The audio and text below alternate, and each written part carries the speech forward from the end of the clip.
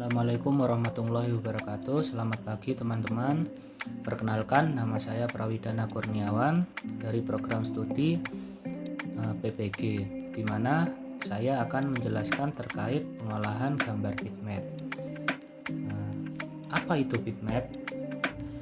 Bisa dilihat gambar, diperhatikan teman-teman, di mana ada gambar bitmap di kiri gambar, yaitu gambar berbentuk kotak-kotak. Sedangkan perbedaannya bitmap dan vektor, yaitu di vektor gambarnya lebih mulus daripada bitmap. Bitmap digunakan karena pengolahan gambarnya lebih ringan. Namun dari pengolahan yang lebih ringan tersebut, penyimpanan yang digunakan di laptop yaitu sangat besar. Berbeda dengan metode pengolahan gambar dengan menggunakan vektor, di mana gambar yang dihasilkan yaitu lebih mulus, namun pada laptop menggunakan memori yang lebih tinggi, sehingga proses pengolahannya lebih berat.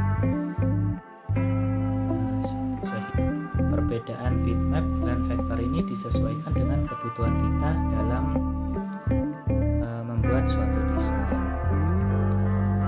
Apa sih tujuan menggunakan bitmap tersebut?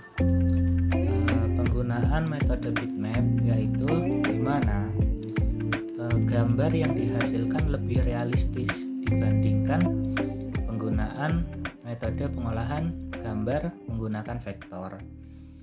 Di mana kita bisa lihat di gambar samping tersebut, gambarnya sangat mulus, terus sangat realistis dibandingkan dengan penggunaan vektor.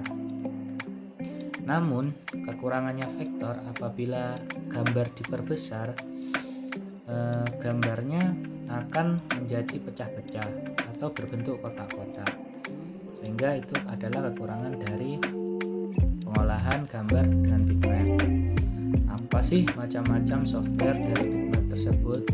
Mungkin teman-teman sekalian sudah pernah menggunakan atau sudah ahli di bidang pengolahan gambar.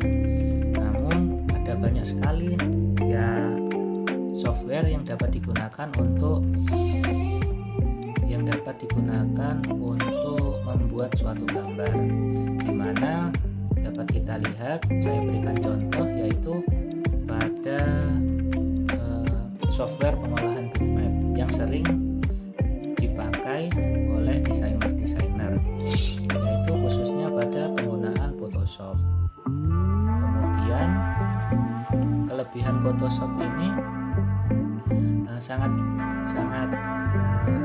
sering kita rasakan, di mana Photoshop itu membuat gambar semakin realistis dan penggunaannya juga gampang, yaitu menggunakan layer-layer.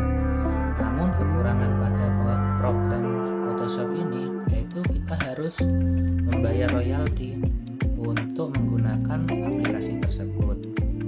Namun jangan khawatir, karena ada banyak alternatif open source perangkat lunak yang dapat kita gunakan untuk membuat gambar bitmap, di mana pada logo di paling kanan yaitu gambar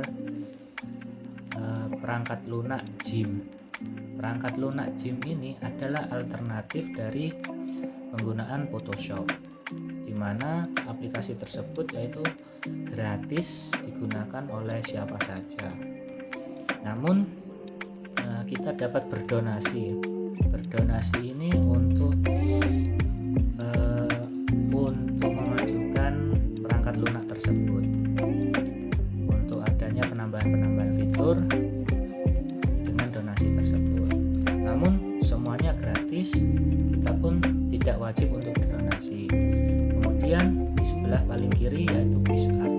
PixArt ini adalah program yang diperuntukkan untuk Android, agar kita dapat mengolah gambar atau mengedit gambar bitmap di Android saja. Pada pertemuan berikutnya pada selanjutnya kita akan membuat membuat contoh atau mendemonstrasikan bagaimana cara membuat gambar bitmap yang sederhana saja hanya melalui gawai yang kita pegang. Mungkin ada gambaran untuk kedepannya setelah kita membuat desain, yaitu dimana desain itu tidak lepas dari kehidupan kita, dimana saya mempresentasikan ini juga dengan memanfaatkan desain. Desain tersebut tujuannya untuk agar kita tidak bosan dalam melihat sesuatu, agar tidak monoton dan lebih memberikan unsur seni di dalamnya, sehingga intinya kita tidak bosan dalam mempresentasikan hal materi itu saja. Desain yang kita sering lihat yaitu mungkin kita lihat di desain-desain kaos, yang mana sangat bervariatif di sini. Dapat kita lihat di sisi kiri yaitu ada desain pantai di sebuah kaos hitam. Kemudian yang sering kita lihat dekat ini yaitu adalah desain banner pada pemilu 2024, yang mana gencar-gencarnya banner-banner dengan desain-desain yang menarik untuk mendapatkan suara rakyat.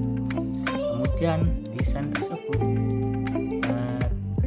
dapat dimanfaatkan lagi pada online shop, di mana kita dapat berjualan agar lebih menarik, ditambahkan desain-desain untuk menarik penjualan di e-commerce.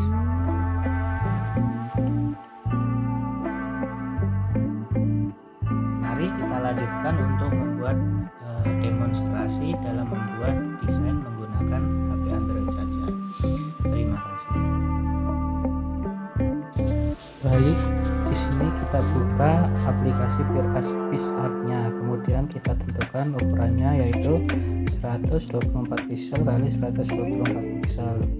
Kemudian kita buat layer baru pada PixArt. Kemudian kita cari bahan untuk membuat gambar. Di sini saya mengambil gambar LeBron James saat ingin memasukkan bola. Kemudian tunggu sebentar.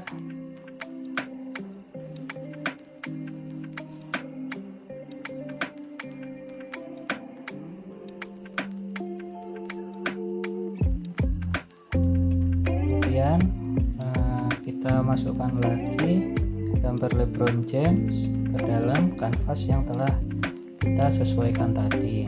Kemudian atur ukuran gambar LeBron James tersebut. Untuk lebih menarik, kita sesuaikan ukuran gambar dengan ukuran kanvas. Kemudian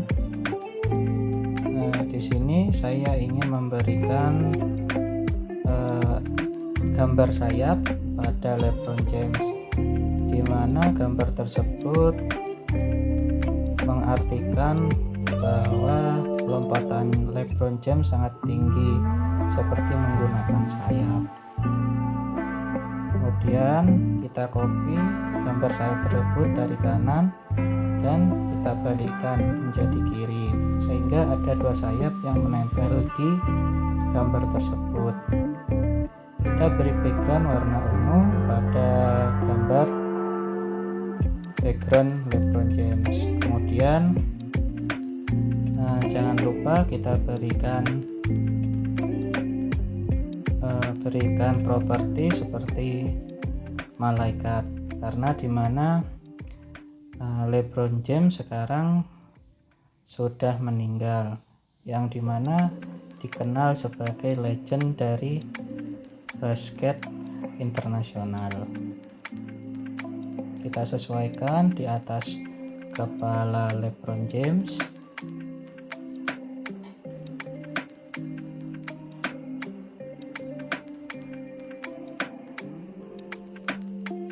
masih menyesuaikan posisi yang tepat, menaruh lingkaran di atas LeBron James. Kemudian agar kita melihat backgroundnya tidak monoton atau flat, kita berikan sedikit efek di PixArt-nya, dimana kita cari menu FX, yaitu efek untuk memberikan background agar tidak flat. Di sini saya masih mencari-cari background yang tepat, efek yang tepat maksud saya. Di sini saya memilih efek senja untuk LeBron James. Kemudian agar background tidak terasa sepi, saya berikan sedikit partikel-partikel kecil seperti cahaya-cahaya dari sisi kanan maupun sisi kiri.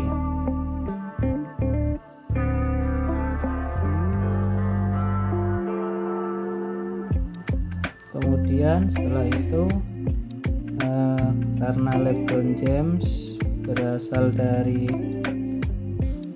NBA, saya berikan logo NBA untuk mengingatkan bahwa LeBron James adalah legend dari basket, organisasi basket.